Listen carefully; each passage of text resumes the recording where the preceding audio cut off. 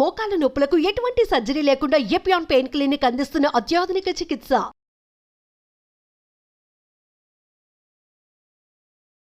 Hi friends, నేను మీ Nandita, international certified yoga instructor మరియు డైటీషియన్. ఈరోజు మనము హెయిర్ ఫాల్ కంట్రోల్ చేయడానికి, హెయిర్ గ్రోత్ని ఇంప్రూవ్ చేసుకోవడానికి ఎలాంటి యోగా ఆసన యూజ్ అవుతుందో తెలుసుకున్నాం. సో ఈ రోజుల్లో చాలామంది ఎక్కువగా హెయిర్ ఫాల్తో సఫర్ అవుతున్నారు, చిన్నపిల్లల నుంచి పెద్దవాళ్ళ వరకు. ఒక టైంలో అయితే 30 years ప్లస్ కానీ 35 years ప్లస్ వాళ్ళు హెయిర్ ఫాల్తో సఫర్ అయ్యేవాళ్ళు. ఇప్పుడు అలా కాదు, చిన్న 20 years నుంచి, అంటే అడాలసెంట్ ఏజ్ నుంచి చాలామంది 18 to 19 years నుంచి హెయిర్ ఫాల్తో సఫర్ అవుతున్నారు. సో ఎందుకు హెయిర్ ఫాల్తో ఈ జనరేషన్లో ఎక్కువ మంది సఫర్ అవుతున్నారు అంటే మనకి చాలా రీజన్స్ ఉన్నాయి. ఒకటి, మనం తీసుకునే ఫుడ్ సరిగా లేకపోవడం, మనం తీసుకునే ఫుడ్లో ప్రోటీన్ అనేది కరెక్ట్గా లేకపోవడం. మన హెయిర్ వాల్యూమ్ మనం ఇంక్రీజ్ చేసుకోవాలి అంటే, హెయిర్ స్ట్రెంగ్త్ ఇంప్రూవ్ చేసుకోవాలంటే ద మెయిన్ న్యూట్రియంట్ ప్రోటీన్. ఎందుకంటే మన హెయిర్ రూట్ అనేది 80% ప్రోటీన్తోనే మేడప్ అయి ఉంటుంది అనమాట. సో ఎంత ప్రోటీన్ తీసుకుంటే మన హెయిర్ స్ట్రెంగ్త్ కానీ వాల్యూమ్ కానీ అంత పెరుగుతుంది. సో ప్రోటీన్ డెఫిషియన్సీ వల్ల హెయిర్ ఫాల్ రావచ్చు. ఐరన్ డెఫిషియన్సీ, మన ఇండియాలో వరల్డ్ వైడ్ తీసుకుంటే మన ఇండియా టాప్ 2nd ఉంది ఐరన్ డెఫిషియన్సీతో. So most of the women suffering from iron deficiency. So ఎప్పుడైతే మనకి ఉండవలసిన దానికన్నా ఐరన్ లెవెల్స్ మన బాడీలో తక్కువగా ఉంటాయో మనం మెయిన్గా హెయిర్ ఫాల్ని అబ్జర్వ్ చేయొచ్చు అనమాట. అండ్ హిమోగ్లోబిన్ లెవెల్స్, మనకి హిమోగ్లోబిన్ అనేది కరెక్ట్గా ఉండాలంటే ప్రోటీన్ అండ్ ఐరన్ రెండు ఈక్వల్గా తీసుకోవాలి. ఎప్పుడైతే మనం ప్రోటీన్ అండ్ ఐరన్ అనేది మన బాడీలో కరెక్ట్గా ఉండదో హిమోగ్లోబిన్ లెవెల్స్ తగ్గిపోతాయి. సో హిమోగ్లోబిన్ లెవెల్స్ తగ్గిపోయినా హెయిర్ ఫాల్ని మనం చూడొచ్చు. అండ్ స్ట్రెస్, ఫస్ట్ మనము స్ట్రెస్తో ఫీల్ అయితే ఫస్ట్లో మన బాడీలో వచ్చే చేంజ్ వచ్చి ఎక్సెస్ హెయిర్ ఫాల్. ఇలా పట్టుకుంటే ఇలా హెయిర్ వచ్చేస్తుంది అనమాట. దానికి మెయిన్ రీజన్ స్ట్రెస్. ఇంకొకటి వచ్చి జీన్స్, మన పేరెంట్స్కి కరెక్ట్గా హెయిర్ లేకపోయినా మనకు కూడా తక్కువ హెయిర్ ఉండే ఛాన్సెస్ ఉన్నాయి. ఇంకా 5 రీజన్ వచ్చి మనం పెట్టే షాంపూస్, ఎలాంటి షాంపూస్ వాడుతున్నాం, ఎలాంటి హెయిర్ కేర్ ఉంది, ఇది కూడా చాలా ఇంపార్టెంట్. 7th వన్ వచ్చి వాటర్. హెవీ మెటల్ ఉండే వాటర్, కంటామినేటెడ్ వాటర్లో సిటీలో ఎక్కువ ఉంటుంది అనమాట. సో ఆ వాటర్ యూజ్ చేయడం కూడా మెయిన్గా హెయిర్ ఫాల్ వస్తుంది. 8 పొల్యూషన్, ఎంత పొల్యూషన్కి ఎక్స్పోజ్ అయితే అంత హెయిర్ ఫాల్ ఉంటుంది. 8. 9 అంటే 9 అని చెప్పొద్దు, దీన్ని ద టాప్ 1 అని చెప్పాలి. లేట్ స్లీపింగ్, ఎంత లేట్గా నిద్రపోతే అంత హెయిర్ ఫాల్ ఎక్కువగా ఉంటుంది. సో ఎవరైతే తక్కువ నిద్రపోతారో, 5 to 6 hours అని నిద్రపోతారో వాళ్ళకి ఏమవుతుందంటే మెయిన్ కనపడేది హెయిర్ ఫాల్. ఈ రోజుల్లో మనం టీనేజర్స్ కానివ్వండి, వీళ్ళతో మనం అబ్జర్వ్ చేస్తే వాళ్ళు చెప్పేదంటే మేము లేట్గా పడుకుంటాం కానీ లేట్గానే లేస్తాం, మాకేం బాడీలో చేంజెస్ లేవు అని మాత్రం అంటూ ఉంటారు. బాడీలో చేంజెస్ అప్పటికప్పటికే రావు. అంటే ఫర్ ఎగ్జాంపుల్ మనకు డయాబెటీస్ వచ్చింది అనుకోండి, డయాబెటీస్ ఇప్పటికిప్పటికే రాదు. ఆ డయాబెటీస్ ఎప్పటి నుంచో స్టార్ట్ అవుతుంది. 10 years నుంచి 5 years ముందు నుంచి మన బాడీలో మెటబాలిక్ చేంజెస్ స్టార్ట్ అయ్యి ఇంకా మన బాడీ నేను ఇంకా కాపాడుకోలేను, నా పనితీరు ఇంతే అని అలసిపోయినప్పుడే మనకు డయాబెటీస్ వస్తుంది. అంటే ఏదైనా సరే ఒక డిసాస్టర్ కానివ్వండి, మనకి నేచురల్ డిసాస్టర్ కానివ్వండి, అప్పటికప్పుడుగా పుట్టుకొని రాదు, ఎన్విరాన్మెంటల్ చేంజెస్ వల్ల వస్తాయి. సేమ్ ఇది కూడా అంతే. ఈరోజు మన హెల్త్ బాగుంది కదా, ఈరోజు నేను ఆ ఫుడ్ తీసుకోకపోయినా, ఈరోజు నేను ఎక్సర్సైజ్ చేయకపోయినా, ఈరోజు నేను బాగున్నాను అనుకుంటే అది చాలా తప్పు అవుతుంది. ఎందుకంటే ఈరోజు మనం చేసే పని రేపు రిజల్ట్ వస్తుంది.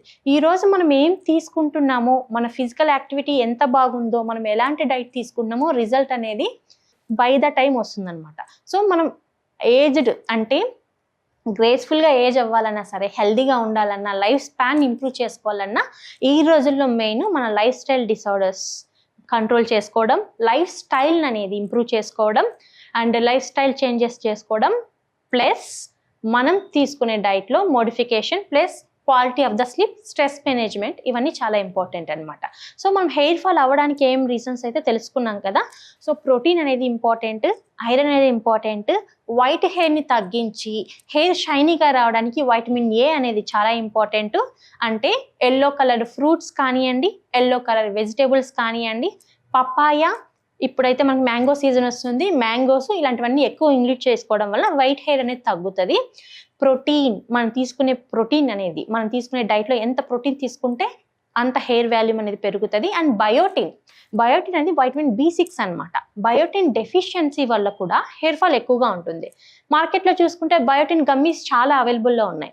సో గమ్మీస్లో మనకు రోజుకి కావాల్సిన డోసేజ్ అయితే దొరకదు.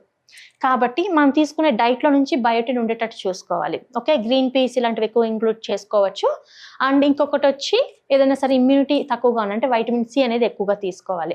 సో ఇవన్నీ చాలా ఇంపార్టెంట్ అనమాట. అండ్ omega-3 ఫ్యాటీ యాసిడ్స్ మనం తీసుకునే డైట్లో హెల్దీ ఫ్యాట్స్ ఎంత ఎక్కువగా ఇంక్లూడ్ చేసుకుంటే హెయిర్ అనేది అంత షైనీగా ఉంటుంది, అంత స్ట్రెంగ్త్ ఉంటుంది. సో హెయిర్ ఫాల్ని కంట్రోల్ చేసుకోవడానికి ఈ డైట్ టిప్స్ అయితే డెఫినెట్లీ ఫాలో చేయాలి. అండ్ ఇప్పుడు మనం యోగా ఆసన అయితే తెలుసుకున్నాం. యోగా వల్ల బెనిఫిట్ ఏంటంటే హెయిర్ ఫాల్ ఉన్నప్పుడు యోగా ప్రాక్టీస్ చేయడం వలన మనకి ప్యూర్ రిచ్ ఆక్సిజన్ సప్లై అనేది మన హెయిర్ రూట్కి వెళ్తుంది అనమాట. ప్లస్ ప్యూర్ బ్లడ్ సర్క్యులేషన్ మన హెయిర్ రూట్స్కి వెళ్ళడం వలన నేచురల్గా మనకి హెయిర్ గ్రోత్ అనేది ఇంప్రూవ్ అవుతుంది. హెయిర్ ఫాల్ని కంట్రోల్ చేసుకోవచ్చు. ఓకే, ఇప్పుడు మనం ఈ ఆసన ఎలా ప్రాక్టీస్ చేయాలో చూద్దాం. దీన్ని ఉస్ట్రాసన అని అంటాం. సో ఈ ఆసనకి మనము సిట్టింగ్ పోస్చర్లోనే ఫస్ట్ వజ్రాసనకి రావాలి. వజ్రాసన అంటే ఫస్ట్ మనం కూర్చున్న తర్వాత మన రైట్ నీని అండ్ లెఫ్ట్ నీని హోల్డ్ చేయాలన్నమాట. సో ఈ పోస్చర్ని వజ్రాసన అని అంటాం. సో ఈ పోస్చర్కి వచ్చిన తర్వాత మనము మన బోత్ నీస్ మీద నిలబడాలి. ఓకే, నిలబడ్డ తర్వాత సో ఫస్ట్ టైం చేసే వాళ్ళకు చాలా డిఫికల్ట్ అనిపించవచ్చు. అండ్ ఎవరికైతే స్పైన్ రిలేటెడ్ ఇష్యూస్ ఉంటాయో, స్పైన్ రిలేటెడ్ ఇష్యూస్ ఉన్న వాళ్ళు ఈ ఆసనాన్ని అవాయిడ్ చేయాలి, ఎందుకంటే బ్యాక్ బెండ్ కాబట్టి.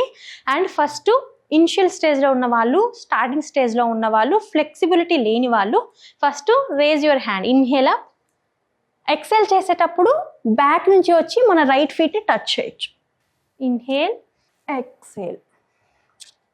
సో ఇలా 20 కౌంట్స్ ఈచ్ సైడ్ చేయాలన్నమాట. ఇలా ప్రాక్టీస్ చేసిన తర్వాత చిన్నపిల్లలకు కానివ్వండి, కొంతమంది బాడీ ఫ్లెక్సిబిలిటీ ఉన్న వాళ్ళు ఈజీగా చేయొచ్చు దీన్ని. సో ఇలా బ్యాక్ బెండ్ చేయాలి. నార్మల్ బ్రీత్ తీసుకోవచ్చు. Open eyes.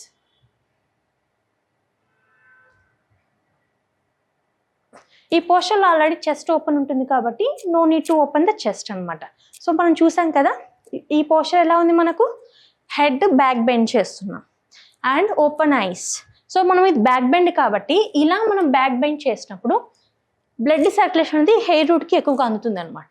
So blood circulation అనేది మన హెయిర్కి ఎక్కువగా అందుతుంది కాబట్టి మనకేమవుతుంది, హెయిర్ ఫాల్ కంట్రోల్ తగ్గుతుంది, హెయిర్ ఫాల్ అనేది కంట్రోల్ అవుతుంది. ప్లస్ హెయిర్ గ్రోత్ అనేది ఎక్కువగా ఉంటుంది అనమాట.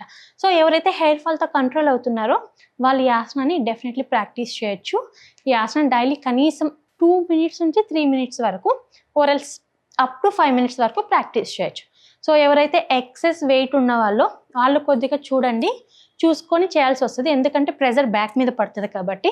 ఆల్రెడీ ఎవరైనా డిస్క్ ప్రాబ్లం ఉన్న వాళ్ళు కానీ, బ్యాక్ పెయిన్ ఉన్న వాళ్ళు కానీ ఈ ఆసనాన్ని అవాయిడ్ చేసి ఇంకొక ఏదైనా ఆసన అంటే ఫిష్ పోజ్ కానీ ఇలాంటి ఆసనాస్ మనం ప్రాక్టీస్ చేయొచ్చు అనమాట.